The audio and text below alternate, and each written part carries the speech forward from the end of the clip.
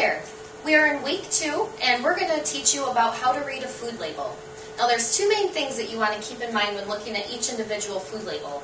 One is the serving size and one is the servings per container.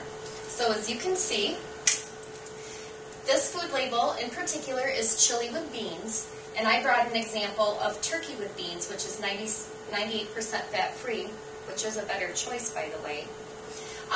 So there are 2 servings per container for this can. So if you're going to eat just 1 serving, which is going to be half the can here, then all of the information on the food label reads true.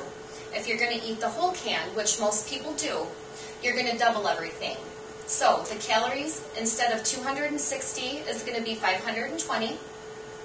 You're going to double your fat grams from 8 to 16. And the same with the cholesterol and sodium as well. As Angie was talking about, when you're moving down the food label, when we're looking at total carbohydrates, one of the most important things to think about is that your total carbohydrates encompasses the dietary fiber and the sugars. You notice that they're a subset underneath the bolded total carbohydrates. So same thing goes here. In 1 cup of the chili with beans, there would be 22 grams of total carbs. But again, if you're eating the whole can, we're at 44 grams of carbs. Moving down the line, same thing with your protein. So 25 and a half serving, or half can, and 50 in the whole entire can.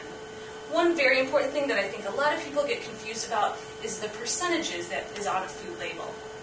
The percentages are based on a 2,000 calorie diet.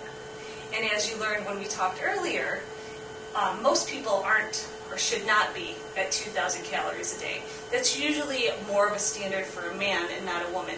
Boo! What about us girls? So, make sure you keep that in mind when you are going through your food label, thinking about your portions and trying to control them better.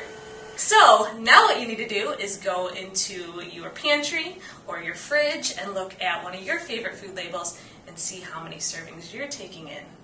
Happy label reading!